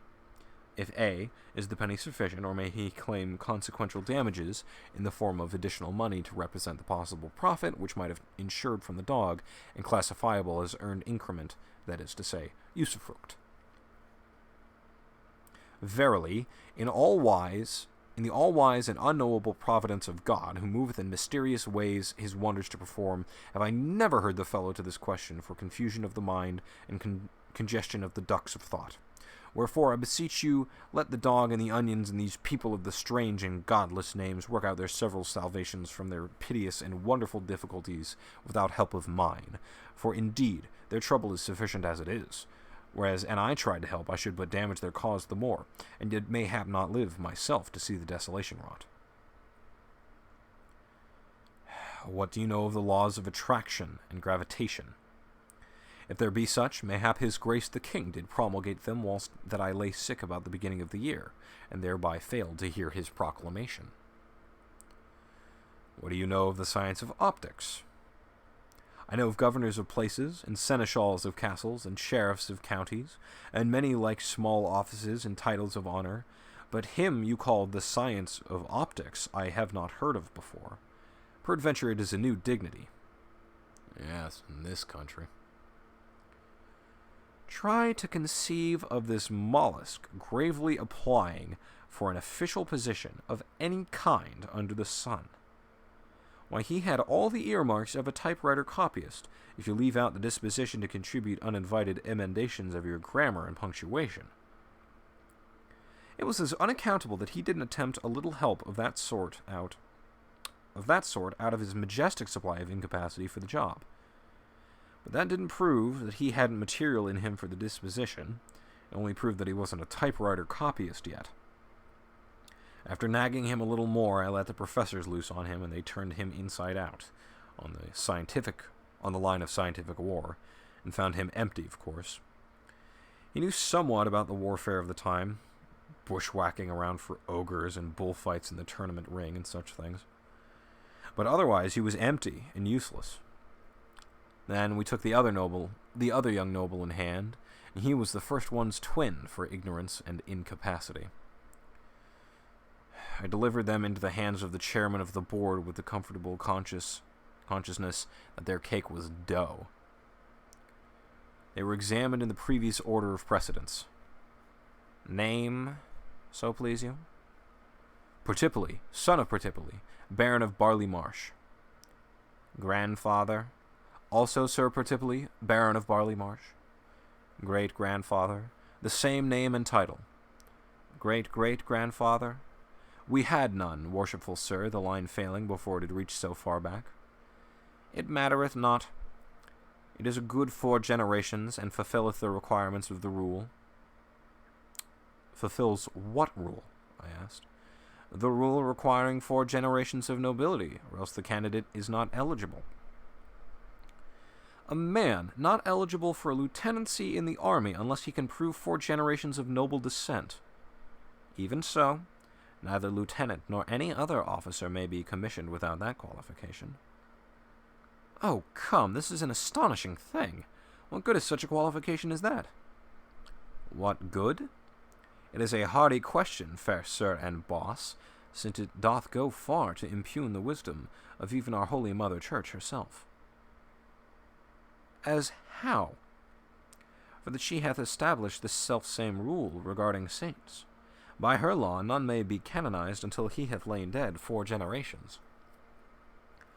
I see. It is the same thing. It is wonderful. In the one case, a man lies dead alive 4 generations, mummified in ignorance and sloth, and that qualifies him to command live people and take their weal and woe into his impotent hands. And in the other case, a man lies bedded with death and worms 4 generations, and that qualifies him for office in the celestial camp. Does the king's grace approve of this strange law?" The king said, "Why, truly I see naught about it that is strange. All places of honor and of profit do belong by natural right to them that be of noble blood, and so these dignities in the army are their property, and would be so without this or any rule. The rule is but to mark a limit. Its purpose is to keep out too recent blood, which would bring into contempt these offices, and men of lofty lineage would turn their backs and scorn to take them. I were to blame, and I permitted this calamity. You can permit it, and you are minded to do so, for you have the delegated authority, but that the king should do it were a most strange madness, and not comprehensible to any." I yield. "Proceed, Sir Chief of the Heralds' College." The chairman resumed as follows. "By what illustrious achievement for the honor of the throne and state did the founder of your great line lift himself to the sacred dignity of the British nobility?" "He built a brewery." "Sire, the board finds this candidate perfect in all the requirements and qualifications for military command, and doth hold his case open for decision after due examination of his competitor." The competitor came forward and proved exactly 4 generations of nobility himself, so there was a tie in military qualifications on that side. He stood aside a moment, and Sir Pertipoli was questioned further. "Of what condition was the wife of the founder of your line?" "She came of the highest landed gentry, yet she was not noble. She was gracious and pure and charitable, of a blameless life and character, insomuch that in these regards she was peer of the best lady in the land." "That will do. Stand down," called up the competing lordling again, and asked, "What was the rank and condition of your great-grandmother who conferred British nobility upon your great house?" "She was a king's leman, and did climb to that splendid eminence by her own unholpen merit from the sewer where she was born." "Ah, this indeed is true nobility. This is the right and perfect intermixture. The lieutenancy is yours, fair lord. Hold it not in contempt. It is the humble step which will lead to grandeurs more worthy of the splendor of an origin like to thine." I was down in the bottomless pit of humiliation. I had promised myself an easy and zenith-scouring triumph, and this was the outcome. I was almost ashamed to look at my poor disappointed cadet in the face. I told him to go home and be patient. This wasn't the end. I had a private audience with the king and made a proposition. I said it was quite right to officer that regiment with nobilities, and he couldn't have done a wiser thing. It would also be a good idea to add 500 officers to it. In fact, add as many officers as there were nobles and relatives of nobles in the country, even if there should finally be 5 times as many officers as privates in it, and thus make it the crack regiment, the envied regiment, the king's own regiment, and entitled to fight on its own hook and in its own way, and go whither it would, and come when it pleased, in time of war, and be utterly swell and independent. This would make that regiment the heart's desire of all the nobility, and they would all be satisfied and happy. Then, we would make up the rest of the standing army out of commonplace materials, and officer it with nobodies, as was proper. Nobodies selected on a basis of mere efficiency. And we would make this regiment toe the line, allow it no aristocratic freedom from restraint, and force it to do all the work and persistent hammering, to the end that whenever the King's Own was tired and wanted to go off for a change and rummage around amongst ogres and have a good time, it could go without uneasiness, knowing that matters were in safe hands behind it, and business going to be continued at the old stand, same as usual. The king was charmed with the idea. When I noticed that, it gave me a valuable notion. I thought I saw my way out of an old and stubborn difficulty at last. You see, the royalties of the Pendragon stock were a long-lived race, and very fruitful. Whenever a child was born to any of these, and it was pretty often, there was wild joy in the nation's mouth, and piteous sorrow in the nation's heart. The joy was questionable, but the grief was honest, because the event meant another call for a royal grant. Long was the list of these royalties, and they were a heavy and steadily increasing burden upon the treasury, and a menace to the crown. Yet Arthur could not believe this latter fact, and he would not listen to any of my various projects for substituting something in the place of the royal grants. If I could have persuaded him now and then provide a support, for one of these outlying scions from his own pocket, I could have made a grand to-do over it, and it would have had a good effect with the nation. But no, he wouldn't hear of such a thing. He had something like a religious passion for a royal grant. He seemed to look upon it as a sort of sacred swag, and one could not irritate him in any way so quickly and so surely as by an attack upon that venerable institution. If I ventured to cautiously hint that there was not another respectable family in England that would humble itself to hold out the hat, however, that is as far as I ever got. He always cut me short there, and peremptorily too. But I believed I saw my chance at last. I would form this crack regiment out of officers alone, not a single private. Half of it should consist of nobles who should fill all the places up to Major General and serve gratis and pay their own expenses, and they would be glad to do this when they should learn that the rest of the regiment would consist exclusively of princes of the blood. These princes of the blood should range in rank from lieutenant general up to field marshal, and be gorgeously salaried and equipped and fed by the state. Moreover, and this was the master stroke, it should be decreed that these princely grandees should be always addressed by a stunningly gaudy and awe-compelling title, which I would presently invent, and they only in all England should be so addressed. Finally, all princes of the blood should have free choice. Join that regiment, get that great title, and renounce the royal grant, or stay out and receive a grant. Neatest touch of all? Unborn but imminent princes of the blood could be born into the regiment and start fair, with good wages and a permanent situation, upon due notice from the parents. All the boys would join, I was sure of that. So, all existing grants would be relinquished. That the newly born would always join was equally certain. Within 60 days, that quaint and bizarre anomaly, the royal grant, would cease to be a living fact, take its place among the curiosities of the past.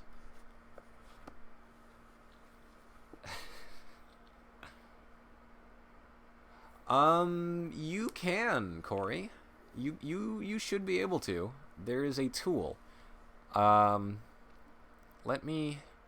I did not think that chapter was going to take as long as it did, so I'm a little tuckered out. But another quality 2 hours, I think. It's pretty solid. Let me see if I can get you the tool that I used at least at one point. I don't think I still have it anymore.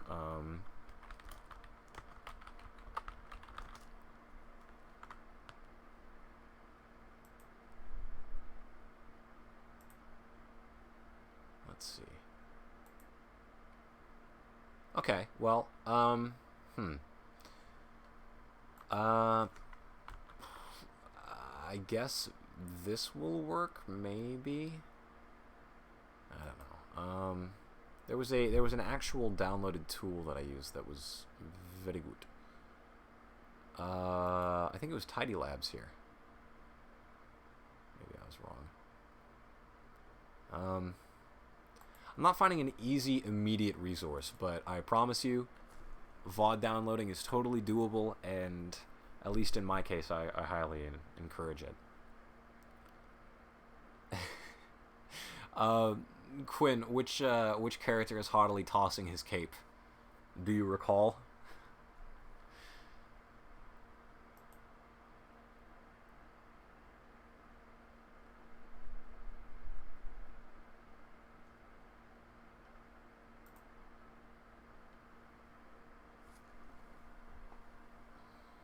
Well, I'll leave it for now. In the meantime, I will thank everybody for once again attending.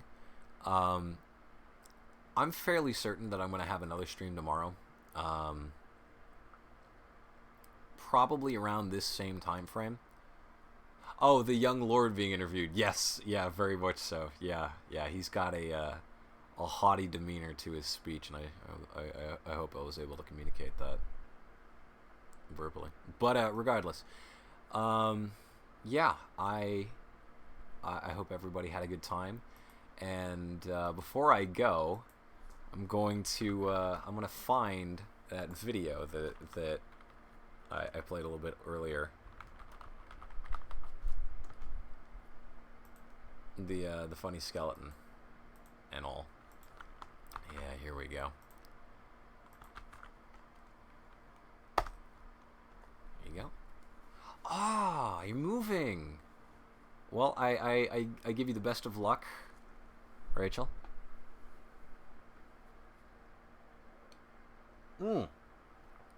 Oh, Corey, are you and Becker streaming tomorrow?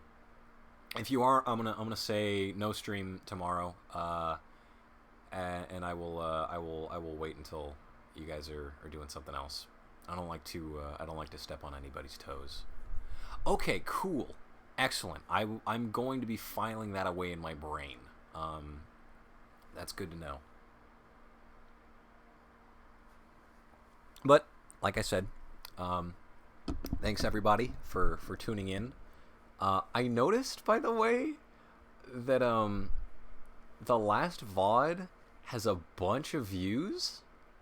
Not like a ton, but I figured it would have single digits. We're getting close to 20 here. That's very weird for me. No, don't say these things about me. No, don't do it.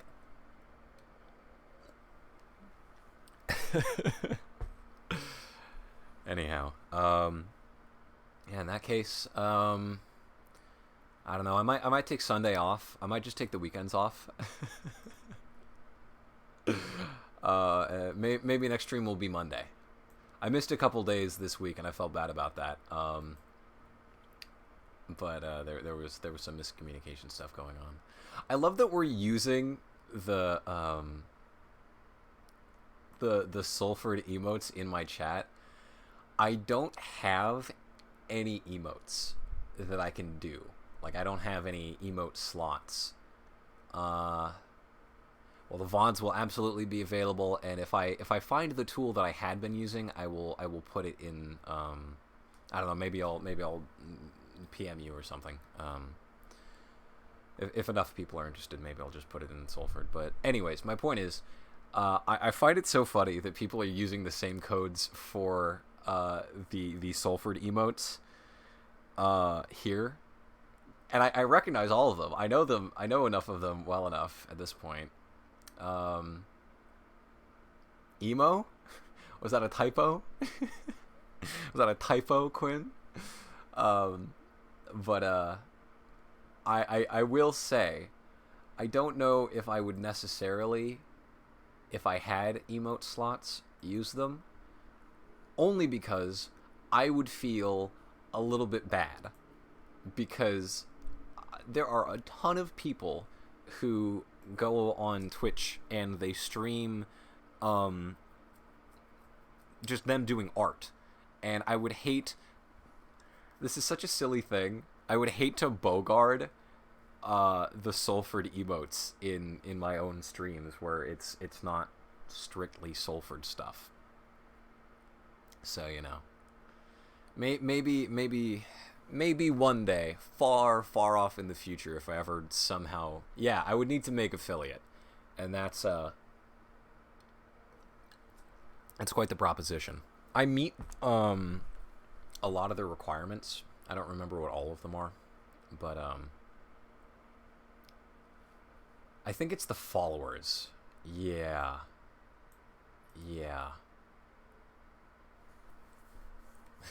Well, I appreciate it. I appreciate it, Quinn, but I would still feel weird.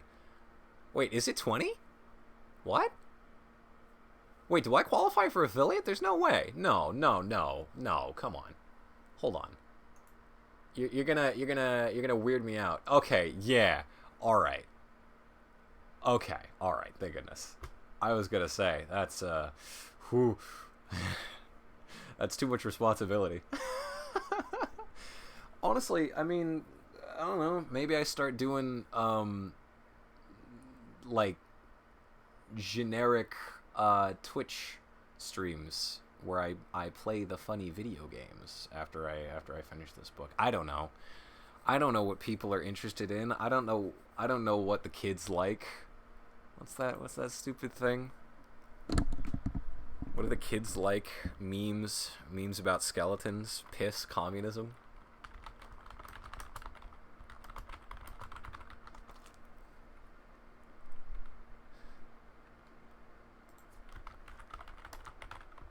I'm looking it up. I'm trying to see if I can find it. I hope somebody else knows what I'm talking about and I don't sound like a psychopath right now.